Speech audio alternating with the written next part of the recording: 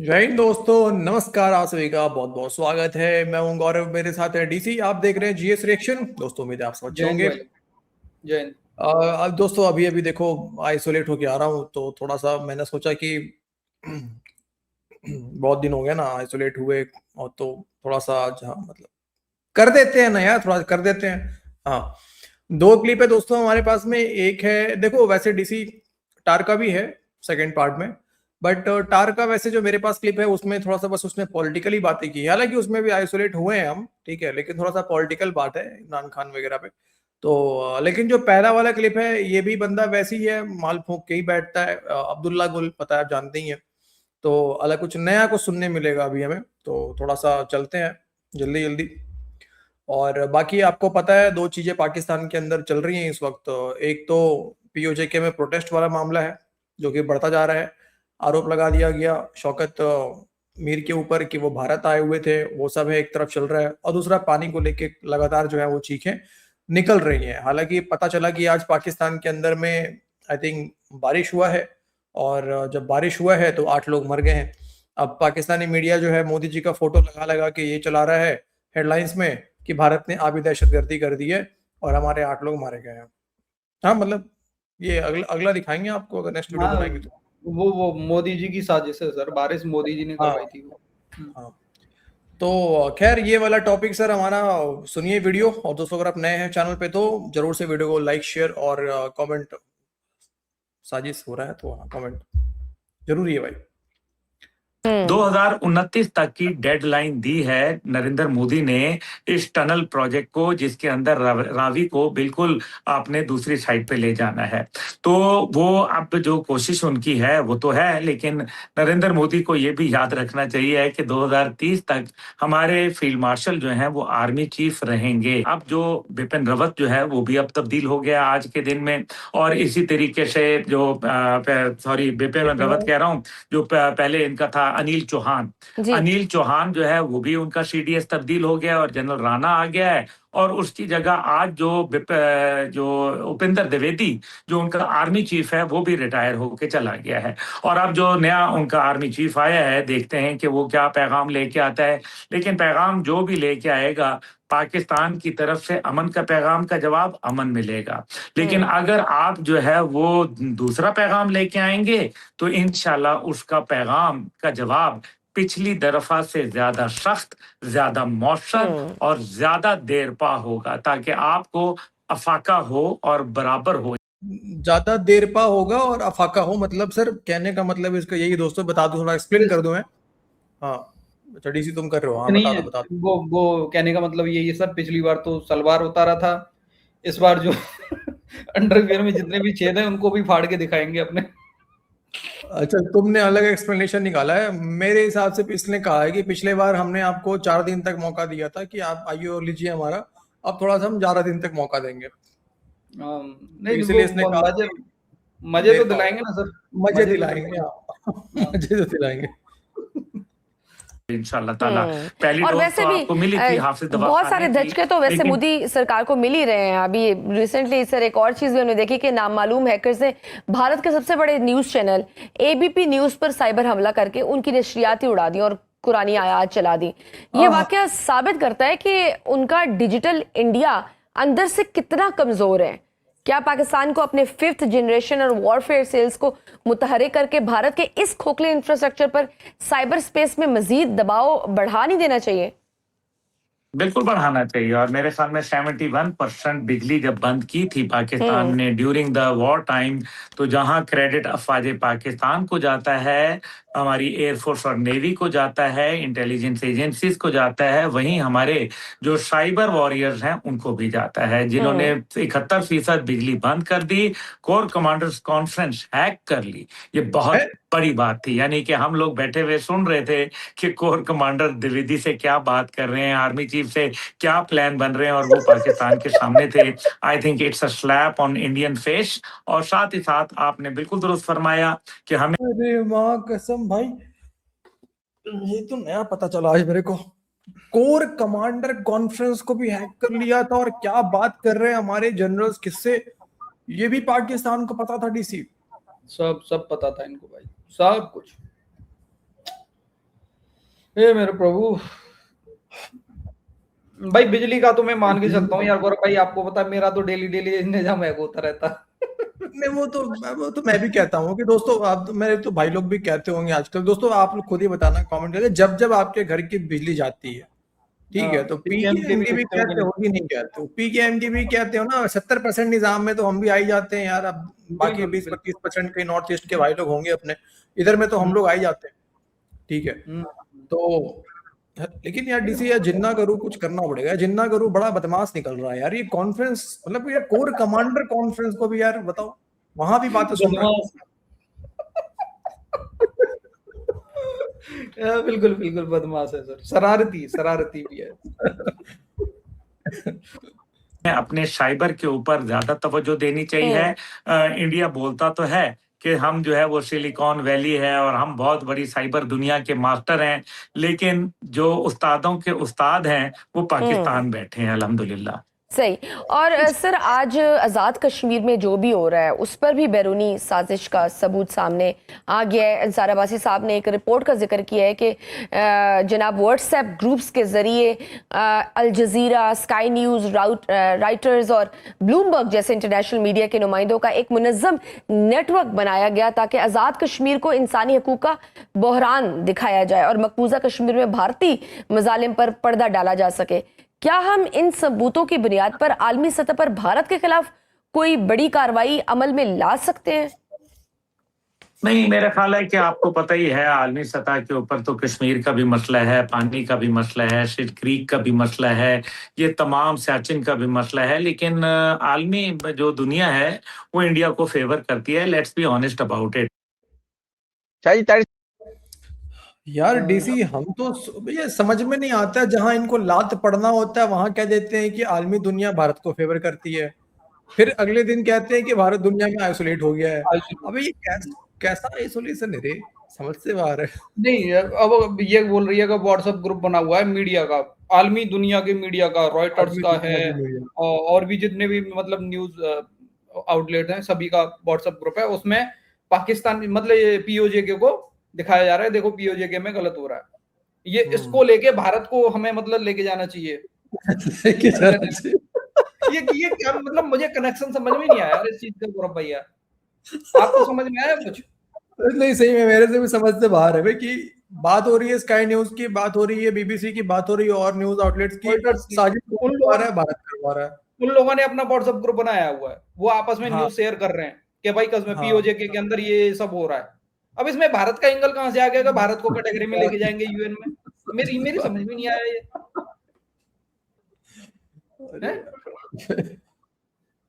भाई अब मैं क्या बोलूं मोहतरमा को डीसी। अब अगर ये अब्दुल्ला गुल को बोलना है बोल सकते हैं कि भाई ये चलो अब मतलब बहन जैसी बीवियों की पैताइश होगा।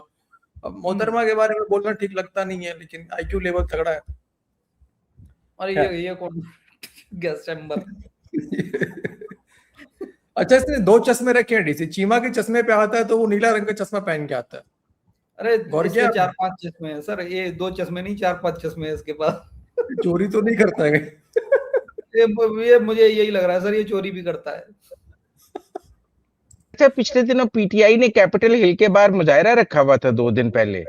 कितना शानदार मुजाहरा हुआ है, क्या हुआ? सुना है कैपिटल हिल के दरो दीवार ही हिल गए। मुजम्मल भाई, मेरे ख्याल में मैक्सिमम 20 लोग होंगे। मैंने बताया था कि अमेरिका के अंदर इस वक्त फैशन बन चुका है, खवातीन जब घरों में बोर होती हैं तो वो पकौड़े समोसे बना के बच्चों को साथ लेके पिकनिक के लिए या एम्बेसी के सामने चली जाती हैं या फिर कैपिटल हिल के पास, क्योंकि यहां पे इनको कानून इजाजत देता है under the freedom of speech. अब मुझसे किसी ने पूछा था, मैंने कहा ये खुशबू लगा के पाकिस्तान जाए, यहां बैठने से क्या फायदा? और दूसरा गुजारिश है इनको कि ये खुद नहीं चाहते कि खान जेल से बाहर निकले, खान साहब की बहनें नहीं चाहती जेल से वो बाहर निकले, गुलशन का कारोबार चल रहा है जब तक मुर्शद पाक अंदर है। तो दर हकीकत ये एक ड्रामा है। और दुख वाली बात ये है कि ये अकल के अंधों को यहां कोई पता नहीं है, जहां इन्होंने परमानेंट रहना है, कि इनका कांग्रेसमैन कौन है, इनका डेलीगेट कौन है, इनकी कम्युनिटी के मसाइल क्या है। ये रिश्तेदार बनते हैं, वहां सियासी पार्टियों के आलाकार बनते हैं, और पाकिस्तान जाते हैं वो इनको पूछते भी नहीं है कि ये कौन है, और पूछना चाहिए भी नहीं इनको। वजह यह है what they have to guard, और उन्होंने ओथ लिया हुआ है अमेरिका के साथ वफादारी का, सिटीजनशिप का। दुख वाली बात है, इसी वजह से ये मेरा अलमिया है, बल्कि आपने तो मेरी दुखती रग को छेड़ दिया है। मेरा अलमिया ये है कि जहां रहना है उनके साथ रिश्तेदारी नहीं है, उनके साथ वफादारी नहीं है, और अगर वहां इतना प्यार है तो वहां जाओ। अच्छा ये बताएं, वो जो सेनेटर जो विल्सन था और वो जो रिचर्ड गिल, वो जो फ्री इमरान खान के ट्वीट करते होते थे, उन्होंने बड़े अच्छे से फ्री इमरान खान के ट्वीट नहीं किए, वो क्या हो गया? देखें, उनको यहाँ पे चंद, मैंने पहले भी कहा है कि यहाँ हमारी पाकिस्तानी डायस्पोरा में चंद बीमार डॉक्टर हैं जो अक्सर कई दफा पहले 100 $150 डॉलर इकट्ठा करके तो इन कांग्रेसमैनों को दे के ईमेल कराते थे, बिल पेश कराते थे, जमहूरियत के नाम पर धोखा देते थे। वो होते जमहूरियत के नाम पे बिल थे, ये उसको अटैच कर देते थे मुर्शिद के साथ। तो अब वो एक तो वो 80 साल के 85 साल के बाद भी इररेलीवेंट कांग्रेसमैन होते थे, लेकिन मेरा ख्याल है कि अब वो भी इनसे परेशान हैं। अब ये हिस्ट्री है, बल्कि मेरी ये गुजारिश है, बल्कि आपके इस प्रोग्राम के हवाले से अगले दिन एक नया जो है ऑपरेशन शुरू किया गया है कि अफगानियों को पकड़ के डिपोर्ट किया जाए, और उसकी डेडलाइन मेरा ख्याल जुलाई का कोई दिन दिया। मेरा ख्याल है इन लोगों से जो भी सिंपथाइजर हैं इनके, इंडिया के, अफगानिस्तान के, इनको भी उनके साथ डिपोर्ट करना चाहिए। उसकी वजह यह है, अगर जिस कंट्री के साथ ये लॉयल नहीं है, जिसकी जड़ें काट रहे हैं, इनको पकड़ के इनसे ओथ लेने चाहिए, इनसे रिटर्न स्टेटमेंटें लेनी चाहिए। अगर नहीं देते तो इनको, उनके पठान भाईजान हैं, उनको कहें ये आप जहेज में साथ ले जाएं, हमें इनकी कोई जरूरत नहीं है। उसकी वजह यह है, इस वक्त मैं सबसे ज्यादा कंडेम करूंगा इस बात को, जो भी पाकिस्तान का दुश्मन होता है ये उसकी लाइन टो करते हैं, ये उसकी प्रॉक्सी की तरह चलते हैं। इन्होंने कश्मीर में जो किया है वो नाकाबिले माफी है मुजम्मल भाई, जो उन्होंने वहां पे किया है। इन्होंने और टीएलपी ने वहां पे जो किया है, और जो कुछ और दूसरी पार्टियों ने, ये काबिले बर्दाश्त नहीं है। सख्त से सख्त। पर ये आजाद कश्मीर वगैरह के मामले में वाशिंगटन में भी कोई हलचल है या वाशिंगटन में कोई हलचल नहीं है? Absolutely not, absolutely not. Pakistan इस वक्त जो है is ruling White House. Pakistan is a dear country to them, the best relationship in the history of US Pakistan.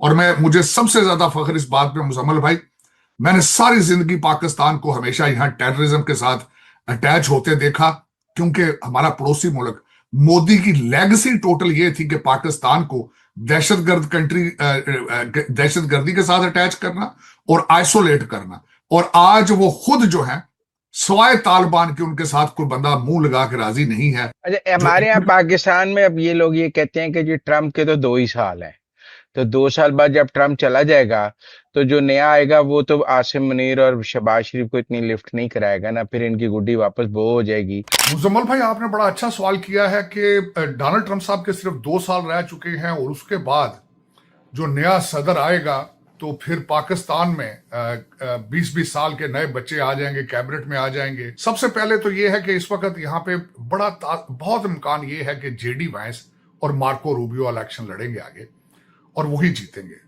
मैं एक मिसाल लेता हूं, चलें वो नहीं जीतते, अगला सदर मियां वाली का न्याजी होगा, जो इनको आते ही पाकिस्तान पहुंच जाएगा, जिस तरह पिछली दफा इन्होंने प्रोग्राम बनाया था। इस वक्त अमेरिका के relationship Pakistan, state of Pakistan के साथ हैं, बजाय कि किसी सियासी पार्टी के साथ। खुदारा पाकिस्तान आज जिन बुलंदियों पे पहुंच चुका है, मैं अर्ज करना चाहता हूं, सिर्फ एक वजह है। वो वजह क्या है? हमारे फील्ड मार्शल सैयद आसिम मुनीर और उनकी टीम सिलेक्शन। लास्ट में जाते जाते जीव डाली थी। नहीं तो जीप डालना पड़ता है भाई डीसी। यार देखो, मेन जगह जीप नहीं जाएगा सर तो कैसे वो क्या कहते हैं उसको, आनंद की अनुभूति कैसे होगी डीसी टारगेट? वो तो बात समझा करो। अच्छा, तुम पीछे देख रहे हो, यहाँ पे इसके फ्रेम के पीछे लिखा हुआ है पाकिस्तान आर्म्ड फोर्स, और ऊपर सर 2 गोटे बने हुए हैं, एक चमक रहा है। एक रखा हुआ, एक इसके पास में, एक वो हलवाई के पास में, हलवाई चीमा।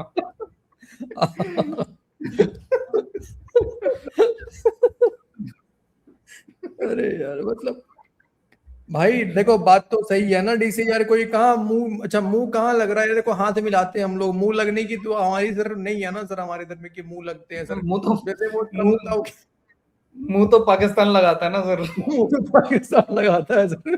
जीभ और मुंह तो पाकिस्तान लगाता है।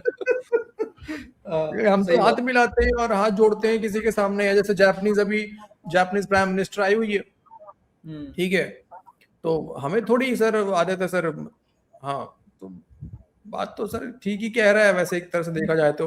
और पता नहीं यार खुशबू लगाने वाला यार क्या ट्रेंड है ये, मैं हर चैनल पे देखता हूँ, जहां जाता है खुशबू लगा के आना, खुशबू लगा के सर आना। बात समझा करो, खुद लोग इसके पास आते हैं, वो खुद बोलते हैं कि भाई हमें मजबूरन खुशबू लगा के आना पड़ता है तेरे पास।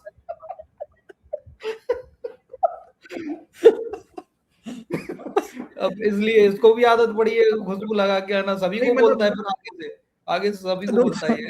यार दोस्तों मजाक नहीं कर रहा हूँ यार, आप देखो ना, आप जहां भी देखो ना यार, ये वाला लाइन इसका हर एक दो दिन पे रिपीट होता है, खुशबू लगा के जाओ पाकिस्तान, खुशबू लगा के आना, खुशबू लगा के मेरे पास भी आना। ये एक बात बताइए, आप अगर डेली किसी बंदे को बोलते हो, आप बोलते हो किसी बंदे को भाई खुशबू लगा के आइयो मेरे घर आए, तो फिर कोई बंदा आता है कि गौरव भाई मुझे आना है यार आपके घर पे, ठीक है, तो पर लेकिन खुशबू लगा के आना, आपको भी आदत पड़ जाएगी ना सर बोलने की, अरे आना तो खुशबू लगा के आना।